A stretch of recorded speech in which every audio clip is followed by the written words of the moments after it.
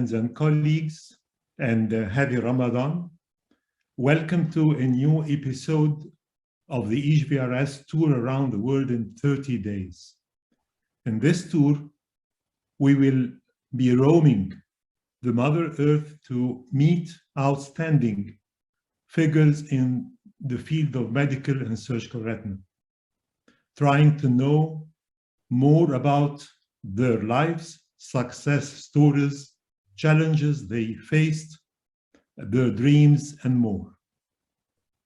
Today, we are going to land in Europe, more specifically in the beautiful country of Italy, and more precisely in the north part, in the region of Lombardy, and the city of Brescia, which is one of the most beautiful historical cities in Italy.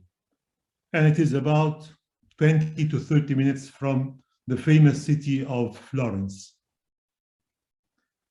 Our guest today is truly very special.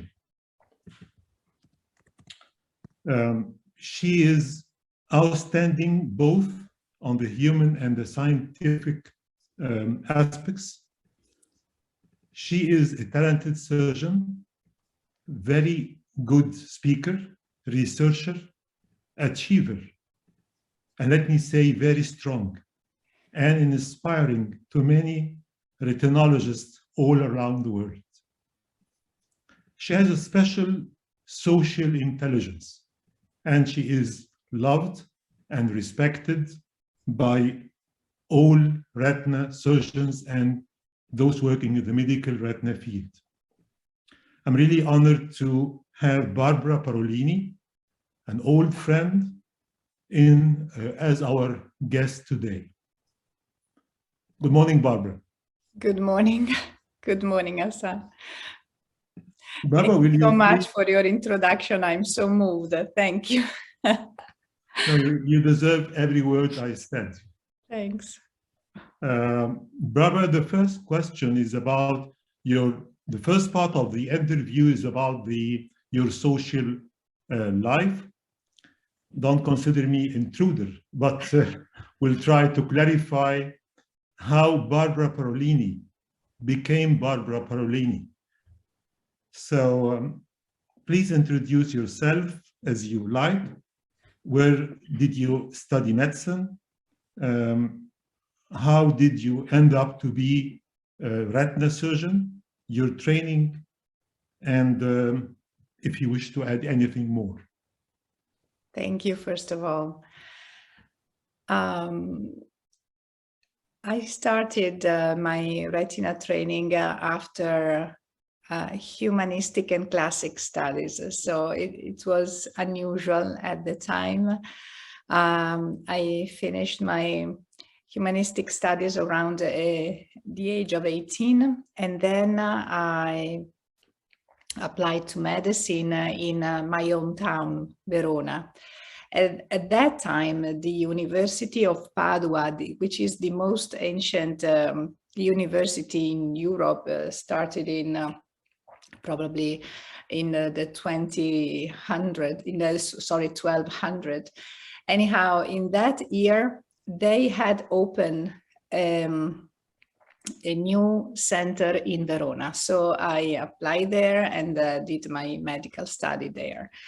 It was a 6-year course, and so I could finish in 5.5 almost. And then at that time, I decided to become an ophthalmologist. I didn't know that I wanted to become an ophthalmologist until the very end, when I tried actually on the field to be in the ophthalmology clinic with very special colleagues, and I discovered this small, big universe in the eye, and I just fell in love with that.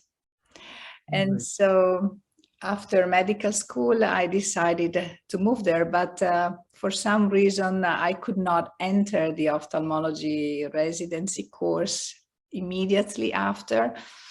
And And I discovered the opportunity to spend 1 year in the United States, waiting for the ophthalmology course, because a friend of mine, a colleague of mine, was coming back from the research center of Dr. Marco Zarbin at UCSF San Francisco. He was doing research on RPE transplantation, and my colleague had to come back to Italy and was looking for someone else to take over his job. So I decided to use that year, that sabbatic year, by doing research, and I moved to San Francisco. And so I had the opportunity to learn English and to know their way of studying and doing research. And I did research on RPE transplantation, which actually turned to be very useful in the most recent years.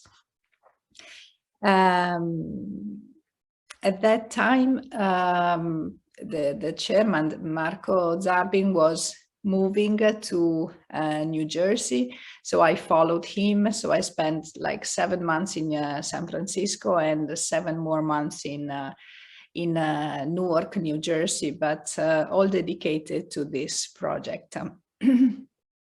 Yes, it's been extremely interesting. So then I came back to Italy and I could start my ophthalmology residency.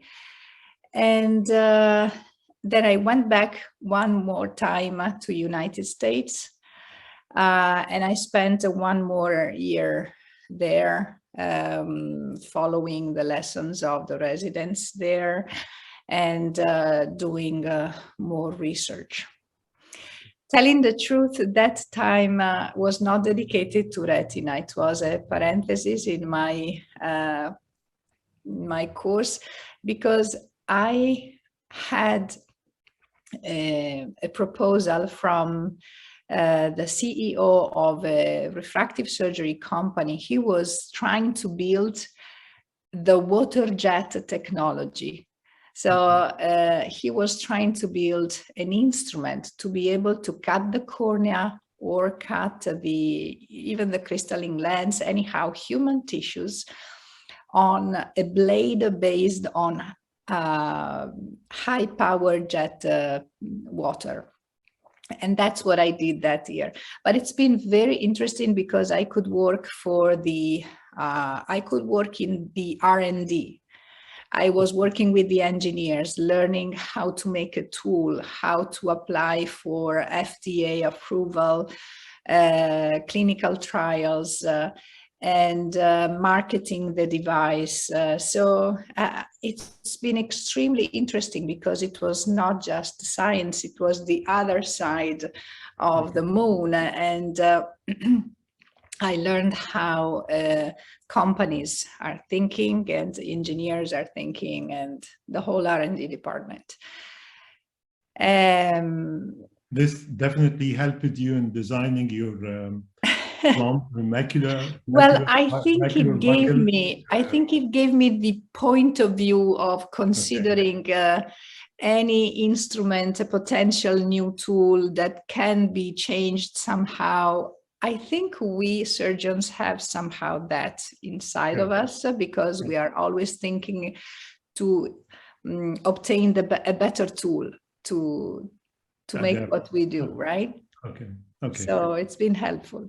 Yeah, it's a long journey, but I think it helped you a lot in becoming a researcher and interest in retinal pigment epithelium transplantation. And that's been very interesting, because actually I could apply in human what I did in animals and just the basic science on cells. So in 2007, when I did the first RPE transplantation in a human eye, it's been like completing a project that was started at a research level. Okay, let's move to another point about ophthalmology practice in Italy. Yes. How do you see it? Is it based on private practice or general? Is it insured totally, or part private and part insured? How is the practice? You can have all pictures. So it's mostly based on our government offer a good health system. And so the patients have the opportunity to have access to hospitals or ambulatory centers for free or almost for free, paying a basic fee. Unfortunately, I think as in every system, when a government is trying to offer techniques and consultations and surgery, there are numbers to be respected and timing, and so it's not always so efficient. And besides that, there are mixed clinics, which are partially financed by the government and partially private, and then pure private practice. And I have tried them all because I started with the government in 1998. And I think I was fortunate enough to find colleagues that were looking for young ophthalmologists to be trained. And so I could learn ophthalmology on the field after the residency school, because unfortunately surgery was not taught during the residency. Okay. So I was fortunate to find mentors and tutors, and I could start practicing surgery in 1998 in a clinic which was a mixed governmental and private clinic. And that's what I could do. So I worked in a couple of clinics, and I just dedicated my training mostly to retina, but here in Italy we can do, as you can do, all types of surgeries, not like in the Anglo-Saxon system where they have super subspecialties to follow. So I could learn a cataract, glaucoma surgery, valve implantation, cornea transplant, trauma, and the whole mix of surgery. For almost 10 years, I actually ran a refractive surgery center. So in my first 10 years, I was doing a key operator of the laser itself, helping other doctors. Piece of information. So, Barbara Prarini is doing refractive surgery. Yeah, it's been actually a mix, probably because I had studied the water jet technology, and just for economical opportunity, a friend of mine asked me to open a refractive surgery center in the year 2000 in Verona, in the northeast of Italy, and it was one of the first centers. I didn't really like refractive surgery, but it was mostly for economical purposes.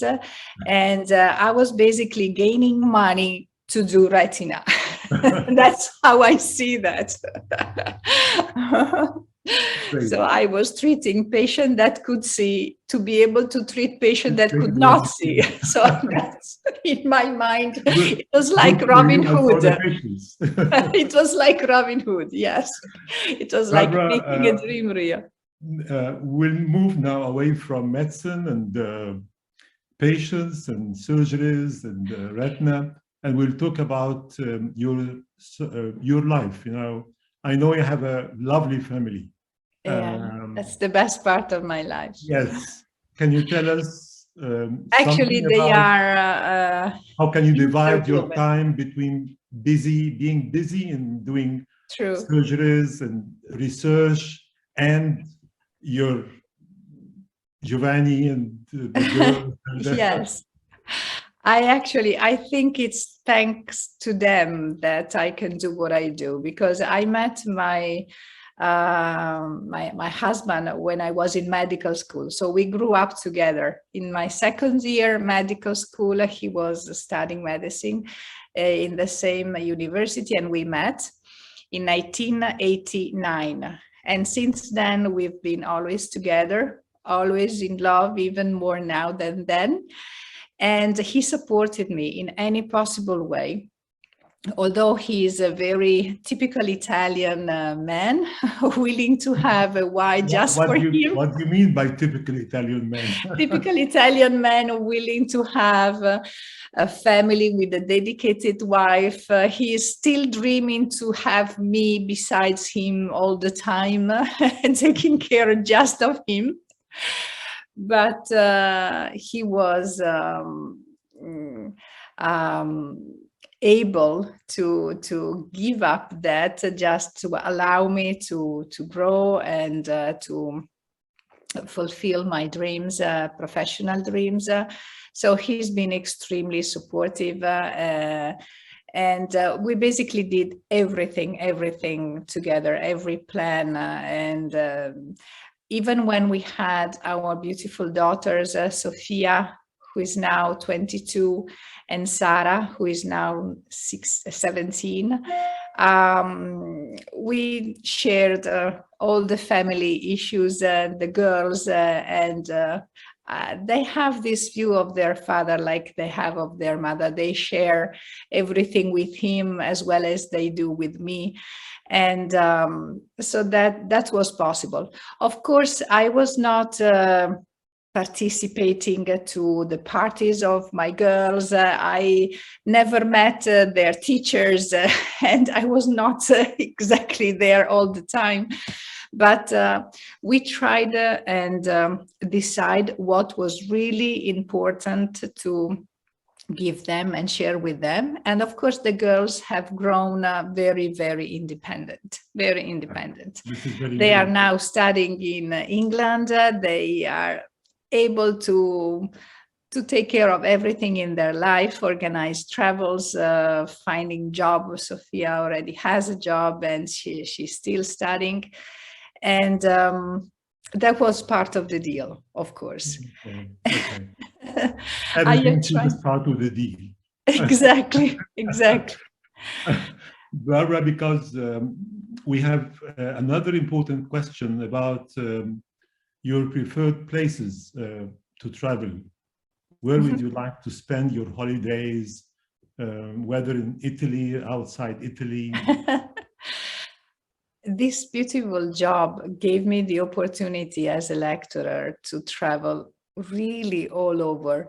And by the way, that has been also a great opportunity to cultivate family memories as well, because going to meetings, I could take my family with me, and seeing the world together and having adventures together creates memories. And I think that was one of the key that kept my family together, or besides my job, and I don't know, the world is beautiful, Hassan. The world is really beautiful. You could appreciate different cultures, differences in way of moving on in life. And so we loved almost every corner. Telling the truth, even after traveling all over, I really want to live exactly where I am right now. I feel very fortunate. Yeah. Even in Italy, I live in a beautiful corner, and I really feel happy and blessed to be able to stay here where I am. Mm-hmm. But traveling, I could travel anywhere. I just love traveling and discovering. I think you are blessed, and I'm telling you that you deserve being blessed, because you are so kind, and you are so beautiful from inside out. So, and you know, this is my opinion about you. Now we have to move to the other part of the interview, the scientific part. And I know that you are really a pioneer in many aspects, many clinical entities, But I think now we have to speak about myopic traction maculopathy. You designed a new classification, which is admired by everybody. You called it the Italian way of thinking about. I deleted that. I deleted that. Or I forget about the Italian. It's Barbara Parolina way of thinking about myopic traction maculopathy. So we have a very short break, and then we come back with the scientific part. Thank you.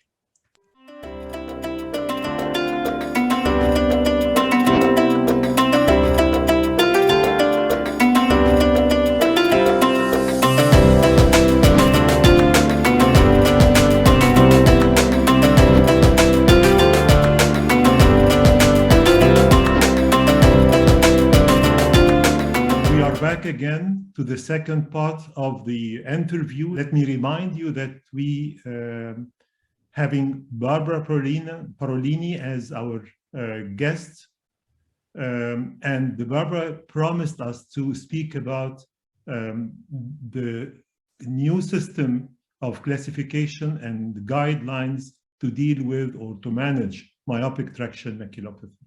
Barbara, please share your screen. Okay, thank you. I hope you can see that. I want to start with allowing you to see where I live. This is the corner of paradise where I live every day. So myopic traction maculopathy, the aim of my work was to make a difficult topic easy. And that's what I hope to show you. I have learned a lot from the natural history of MTM, which is an evolving disease. I have learned most of all that it cannot be divided in different types, just names. It has to be divided in stages because it is an evolving disease. And earlier stages are seen in younger patients, later stages in older patients. Let's see, first of all, how it develops. I call the pathogenesis the game of forces on the fovea. So if this is the eye wall in white, the vitreous in blue, and the retina in red, in the normal situation, we see that the retina is held together by forces due mostly to the Muller cell that creates these two membranes, the external and internal limiting membrane that holds the retina together. And many centrifugal forces play against this one centripetal force. And remember this, there are forces perpendicular to the retina that induce schisis and detachment, and forces tangential to the retina that splits the fovea in two. So you can see a centrifugal force from the posterior eye wall that elongates the eye and detach the sclera from the retina, or a centrifugal force from the lateral eye wall, enlarging the eye and detaching the retina and the sclera in the lateral part. Centrifugal forces from the vitreous inside the eye, pulling the retina inside.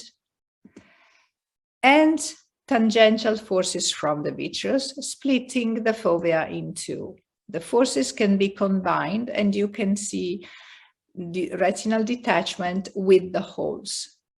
So since I have observed that this evolution in stages, and since I could see this difference in the age of patient with early disease and old patient with more complex and severe disease, I have designed this MTM staging system, abbreviated in MSS, and that has been recently published, and it is summarized in one table. This was my aim, just to insert all the information that you need to know on MTM in one single table, because the table summarizes the evolution, the prognosis, and finally the management. You can see that the disease progressed from stage 1 with the schisis in the inner layers, stage 2 schisis in the deeper outer layer, stage 3 with the combination of schisis and foveal detachment, and stage 4, where you can observe that the macula is completely detached, and while the macula detaches, the schisis inside the retina is released and disappear. For every stage, the fovea, look at the inner fovea. The fovea can be intact, and I call that stage A, or it can be split in a lamellar hole, stage B, or in a full thickness macular hole, stage C. And the evolution can be from 1 to 4, from A to C, or oblique. So the aims of the staging system will be to give you all the nomenclature and definition of all the types of MTM, the prognosis, because the, let me go back, you can see in the blue rows, the time taken to evolve from one stage to the next. And finally, I will show you possible guidelines for treatment. One word on the possibility of finding an outer lamellar macular hole. The outer lamellar macular hole is a splitting in the photoreceptors line. And this is an associated finding that I discovered a few years ago. You can see, I thought it was a sign of atrophy in the RPE, but then the autofluorescence was not showing any atrophy, and you could see the same patient with no atrophy in the macula. So I learned at that time that the backscattering on the sclera that you can see on the top was disappearing after treatment, and it was linked only to the splitting in the photoreceptors line. So you can, and it will totally disappear with good treatment, as you can see in the evolution of this patient. This is the difference between an inner lamellar macular hole and an outer lamellar macular hole. It is a very significant prognostic signs that you don't always find, like in this case with a total detachment. So I would like to do with you, Asana, some classification if you want. So what do you think is this stage? 1, 2, 3, or 4? I'm sorry, I cannot see, I cannot hear you. This is stage 1, because it's see the schisis in the inner layer mostly, and the fovea is not split, so it's stage 1. Okay. This is stage 2B, because there is a schisis and there is a lamellar macular hole. This is a stage 3, because there is a combination of schisis and detachment, but the fovea is intact, so 3A with the capital O to indicate the outer lamellar hole, which is associated, but the stage is 3A. That here the macula is totally detached with no schisis, so it is a stage 4, and the fovea is intact, so it is A, 4A. 3C, so on and so forth. So it's not just name, it's trying to, sorry, I put too many types here. Let me move on quickly. The final aim will be to be able to customize the treatment per stage. So I'm moving to treatment now.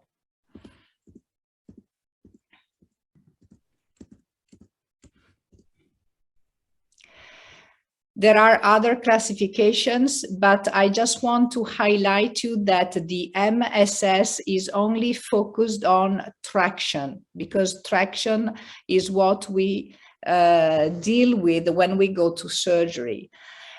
what I want to focus is that if you look at the literature on vitrectomy, is not always so successful, because it's proposing a final success rate around 60%, functional success rate, and 80% anatomical success rate. This is not acceptable. And I think we should aim to a full success with improvement in vision by following the right guidelines. My proposal is to treat the retinal pattern, schisis and detachment, with buckles, and foveal patterns, the holes, with the vitrectomy and ILM maneuvers. So if we have a scleral detachment, we should reattach the sclera to the retina. If we have a hole, we should make a flap. If we have a combined disease, we should combine buccal, vitrectomy, and ILM maneuvers. And this has been published as well in this proposal of treatment. So basically, this is the same table with the red row in addition, to offer possible guidelines of treatment customized per stage. And in stage 1A and 2A, I propose just observation, because in these stages, patient can see very well, and the time taken to evolve from the following stage is very slow. In stage with holes, we just have to do vitrectomy. There's no need for buccal, because here the retina is not detached. We just have to close the hole. But if we have a detachment without the hole, this is the best indication for buccal without touching the retina from the inside. Even in stage 2, 3, and 4 with the lamellar macular hole, my advice is to buccal first, to take care of the schisis and the detachment, and then only if needed, we can close the hole, but it is a lamellar macular hole. So as you well know, vitrectomy is not always indicated and sometimes dangerous. Instead, if the hole is full thickness, at that point, we have to do both buccal and vitrectomy, because the buccal will reattach the retina. The vitrectomy will close the hole. So the aim is different. I think this is the final goal that I want to show. If I still have some time, Hassan, I can show some pre and post-op. Otherwise, I can stop here. I'm sorry, Hassan. I don't hear you. Barbara, can you show your video about putting a macular buckle, because maybe this is interesting for the audience? Yes, I actually have a big news. I have, let me move on to the buckle. I have designed a new instrument to insert the buckle. Let me just tell you that so far, I started in 2007 working on buckles, as you well know, Hassan. I have tried a different model, but mostly I have used a model made in the OR and assembled in the OR by myself with sponges and a titanium stent.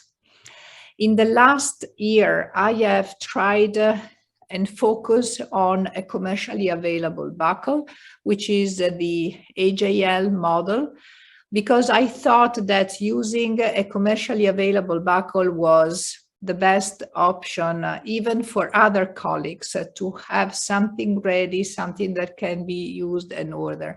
So instead of focusing on a new model of buckle, I have focused on the best technique to insert the buckle.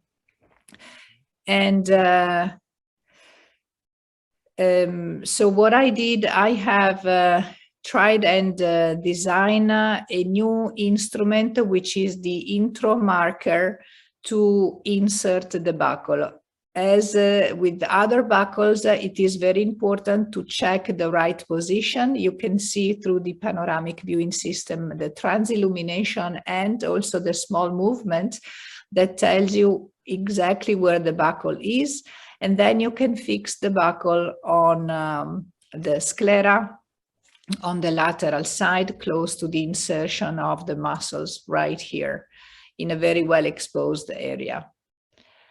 Although the positioning of the buckle is the weakest part of the technique and the most difficult one, so I have tried to, as I was telling you, to design a new instrument to ease the technique. The instrument that you see now, it is in a metal version. It's an intro marker, and it helps you locating exactly where you have to place the buckle, and placing the suture in the easiest possible way. So here I have another video. I'm sorry, I'm not able to move it faster, but I think that's okay, because you can see that you can place the light and the whole buckle inside the inserter. And then you just insert the buckle in the superotemporal quadrant, moving the superior muscle and the lateral muscle. I am modifying also the design of the AJL buckle to create an easier way to place the suture. But even now, see, you can, the beauty of this instrument is that it has a part that continues to the limbus and tells you exactly the distance from the limbus to where you have to place the suture. And it helps you holding steady the buckle without having to move the eye nasally or temporally too many times to place the final suture. So basically, in the final surgery, you will insert, look the final location, you mark the exposed area where you have the intro marker, and then you place the suture and you remove the inserter. And the whole surgery takes 30 minutes, no more than 30 minutes. In the final design, I have placed holes here in the wings of the buckle in order to make the suture even easier, and that should be ready in a couple of weeks. So I hope finally, Hassan, we will have an easy buckle and an easy technique to allow more surgeons to try the technique for the right stages. It should be like inserting a glaucoma valve, no more than that, with the addition that you have to look through the panoramic viewing system to check the final position. That's it. But the concept will be just to insert a device that you can leave there forever virtually. And this is just to show you the results that you can obtain. Like this preoperative stage 3A, very low vision.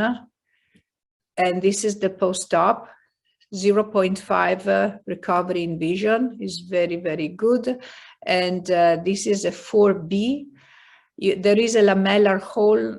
If you do vitrectomy, you certainly risk to induce a full thickness macular hole.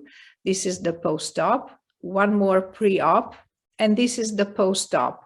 I think for a picture like this with a huge detachment with the hole, being able to reach a very high vision and a stable result is a good success. And so I really hope that this new technique will allow more surgeons to try. Barbara, this is an excellent technique, and based on a logical analysis of the pathology and forces acting on the posterior pole of these highly myopic eyes. And let me ask you a couple of questions. The first, what is the rate of recurrence after putting your buckle? I mean, the rate of recurrence of retinal detachment, Yes. the reopening of the holes. Do you always get closed holes or open flat holes? This is the question. Yes. So as always with buckle, we have to center the buckle exactly in the right spot. With macular buckle, we have to center in the fovea. If we center in the fovea, the rate of success is 100%. 100%. And there is no recurrence. But we have to locate it exactly in the fovea. If there is a decentration, we can incur in recurrences. The hole is not linked, the success of the hole closure is not linked to buckle, because a buckle cannot close a hole, only flatten a hole. So if we want to close a hole, we have to do vitrectomy and maneuvers on the ILM or whatever we have if we don't have the ILM. So that's it. And one more advantage of using buckles, it helps to avoid silicone oil, which in these myopic eyes can induce to glaucoma and more complications. So I think that one of the advantages is really this one. And Hassan, I am so conscious, of course, after all this year, after everything that is written in literature and that I can see in the meetings, that this patient can be dealt with just with vitrectomy and ILM peeling. The problem of using only vitrectomy and ILM maneuvers in all the stages is that we might have a higher recurrence rate of retinal detachment if we are dealing with detachment, a higher rate of inducing a full thickness macular hole where there is no macular hole. And so I am comparing rate of complication, rate of success, and long-term follow-up. So considering all these aspects, I think that if we customize the treatment per stage, as I was suggesting, the final success, the final satisfaction with the patient could be higher.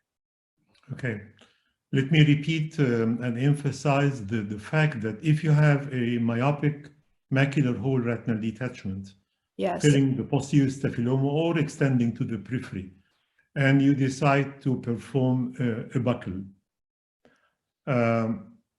you combine it with vitrectomy and ILM surgery, putting multi-layer flaps, or you depend on the buckle and you drain from outside. No vitrectomy, because the clinical presentations is so variable, and so the decision making is always difficult to take. And I think it is also difficult to learn others how to take the decision. It needs a long time of experience to know what to do for this particular case. Yes, I understand. And actually, that is why the whole effort of designing the MSS table with the guidelines was to try and make a very difficult and difficult multicolor disease easy making decision based on guidelines customized per stage. So if you have a detachment, you are more successful if you treat with buckles. But if you have a hole, you have to know that you will never close the hole just with the buckle. It's very, very difficult. You have to close it from the inside. So as you asked, if you have a combination of detachment with the hole, if you do only buckle, if you have just a macular detachment, you will close the solve the detachment, but the hole remain open. Yeah. And so you go back to stage from 4C or 3C to 1C, you just have a full thickness macular hole, and then you can do vitrectomy and close the hole. So you can do it combined, or you can do in 2 steps. But if you have, let's say, a total detachment of the retina, that's different. That's not just MTM. It's a total detachment of the retina with the hole in the middle, with the macular hole. At that point, it is better to do a combined surgery, remove the vitreous, close the hole with drainage, place the buckle, just because the buckle will support the hole and the posterior staphyloma forever. And you can do all your maneuvers with ILM and close the hole and close in gas, no silicone oil. And that will reach the goal. Yes, I totally agree with you that the use of silicone oil in these eyes should be avoided. Yeah. As much as possible, because these eyes are potentially glucomatous, and Yes. many of these eyes end up with attached retina and glucomatous optic And atrophy. glaucomatous eye, they okay. look whiter after a while.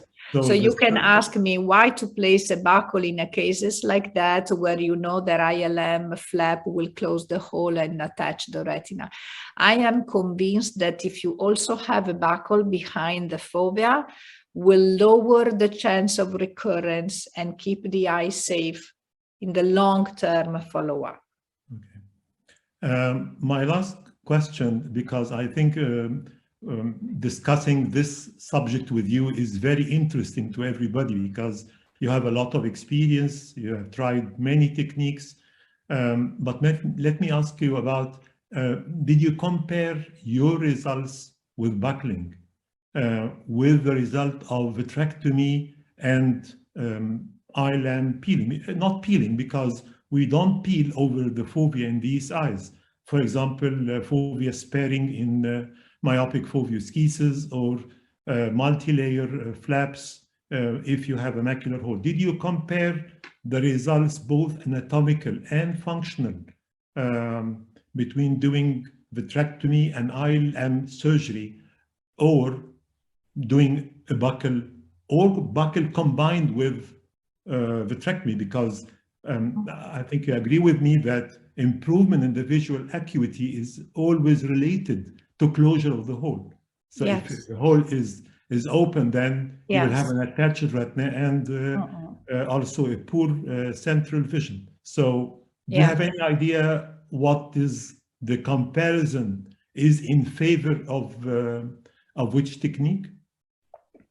So in the manuscript that was published entitled Proposal of Guidelines and Treatment, that is the result of a comparison, but it is a comparison of my data, because when I started treating this patient, I was not doing buckle, I was doing vitrectomy as everybody else.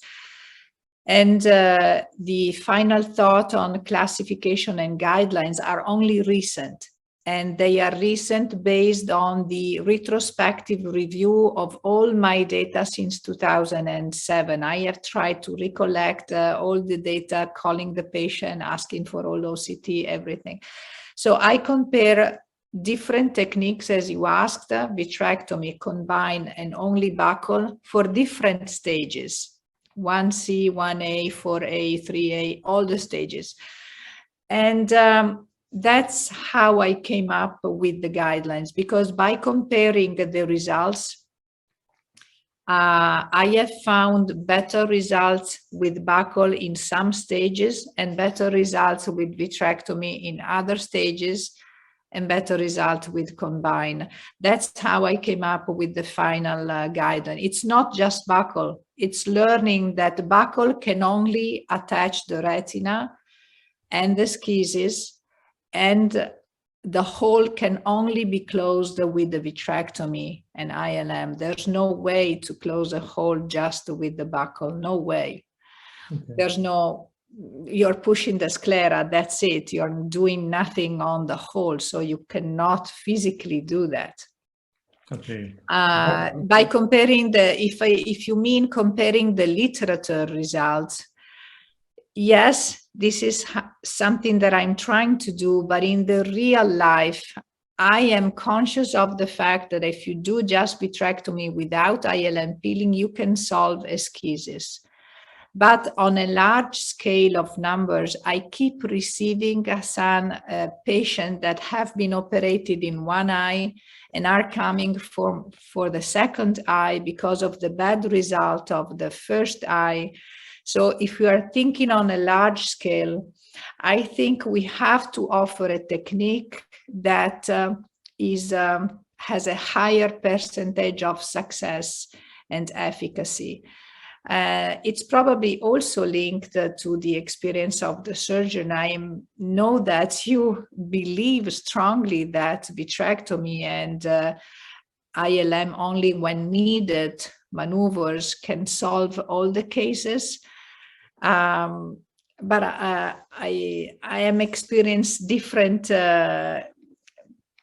a different point of view also from the real life, because I keep receiving eyes that have not been properly treated and are looking for a greater success, functional, not only anatomical, functional as well.